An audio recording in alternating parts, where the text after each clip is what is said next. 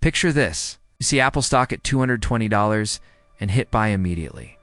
But when your order executes, you paid $221.50. Sound familiar? This happens because 90% of new investors don't understand the difference between market orders and limit orders. And that small difference can cost you thousands over time. I'm here to help. And in the next 10 minutes, I'll show you exactly how both order types work, when to use each one, and how to avoid the costly mistakes that trip up most beginners. Asterisk. Part 1. The FOUNDITON. Before we dive into the two order types, let's establish the foundation. When you buy or sell a stock, you're not just clicking a button and hoping for the SDU.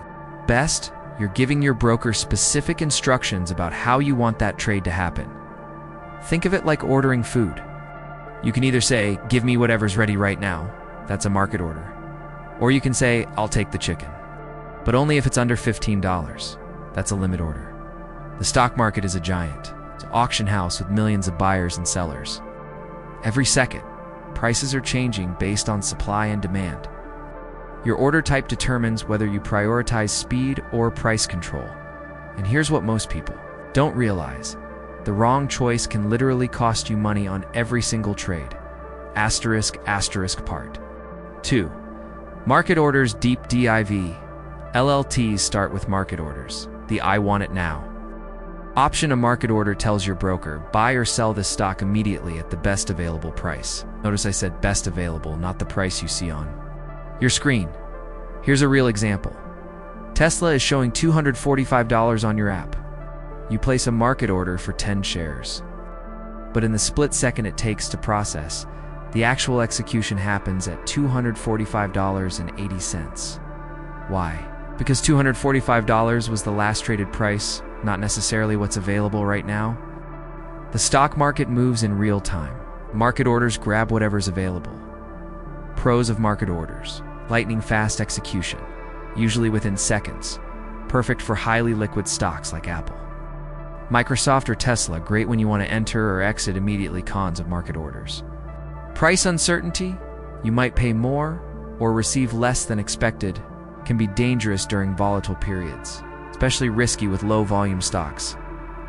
Think of market orders as taking an Uber during surge pricing. You'll get your ride, but you might not like the final cost. Asterisk. Part 3. Limit orders. EXPLINI. Now, let's talk about limit orders, the precision tool of trading. A limit order sets a specific price ceiling for buying or a price floor for selling. You're telling your broker, only execute this trade if you can get me this exact price or better. Same Tesla example. Stock is at $245. But you set a buy limit order at $242. Your order sits and waits. If Tesla drops to $242 or lower, you get filled. If it never hits that price, your order expires unfilled. The psychology behind limit orders: they force you to be disciplined. Instead of emotional buying, you're setting a plan and sticking to it. Pros of limit orders: complete price control. You know exactly what you'll pay. It helps avoid emotional decisions, perfect for volatile stocks or during earnings announcements. Great for buying dips or selling peaks. Cons of limit orders: no guarantee of execution, your order might never fill. Can miss opportunities if stock moves away from your price, requires more active monitoring.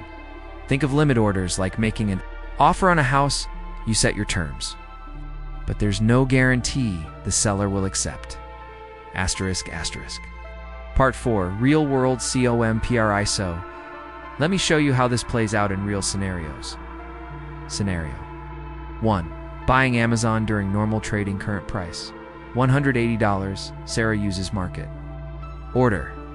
Gets filled at $180.25. Done in 2 seconds. Mike uses limit order at $179. Waits 3 hours. Gets filled when stock dips. Scenario 2. Buying Netflix during earnings announcement. Stock jumping between $450 and $465. Rapidly. Sarah uses market order. Gets filled at $463. Much higher than expected. Mike uses limit order at $455. Order never fills as stock keeps rising. Scenario 3. Selling during market crash, both want to sell. Disney at market open after bad news, Sarah's market order. Executes at $95. Stock gap down from $105. Mike's limit order at $100, never fills. Stock keeps falling. The key insight? Neither is always better. It depends on your strategy and market conditions. Asterisk Part 5. When to use each. TYP, here's your decision framework. Use market orders when buy in large liquid stocks during normal hours like Apple, Microsoft, Google. You need to exit a position immediately. The stock has tight bid-ask spreads. Usually under 5 cents, you're investing for the long term and small price. Differences don't matter. Use limit orders when trading during high volatility periods, buying smaller or less liquid stocks. You have a specific entry or exit strategy. Trading during pre-market or after-hours sessions, the bid-ask spread is wide. Pro tip: even long-term investors can benefit from limit orders. If you're buying $10,000 worth of stock, saving even 0.5% means an extra $50 in your pocket. Advanced strategy: use limit orders that are close to the current market price, maybe 2% below 4 buys. This gives you slight price improvement while still having a high chance of execution. Part 6. Common mistakes and pro types. Let me share the mistakes I see constantly. Mistake number 1. Using market orders on illiquid stocks. Small cap stock with wide spreads can cost you 5 to 10% instantly. Mistake number 2. Setting limit orders too far from market price. Your $200 limit on a $250 stock will never fill. Mistake number 3. Not adjusting for after-hours trading. Spreads are wider, volatility is higher. Pro tips: check the bid-ask spread before choosing your order type for limit orders. Set them within 2 to 3% of current price for better fill rates. Consider time and force options. Good till, canceled versus day orders always. Double-check your order before submitting. Remember, these tools are meant to serve your strategy. Not complicated. Part 7. Practical APP. Here's your homework. Before your next trade, ask yourself: 1. Is this a liquid stock? If yes, market order is probably fine. 2. Am I comfortable with small price variations? If no, use limit order. 3. Do I need to execute immediately? If yes, market order. 4. Is the market volatile right now? If yes, consider a limit order.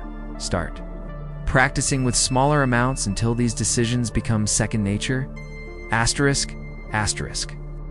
OUTRO. Understanding order types is like learning to drive. Once you get it, it becomes automatic. You now have the knowledge to make smarter trading decisions and avoid costly mistakes. If this video helped you understand something new, hit that like button. It tells YouTube to show this to other investors who need it. Subscribe for more practical investing education, and I'll see you in the next video. Remember, in investing, knowledge compounds just like money.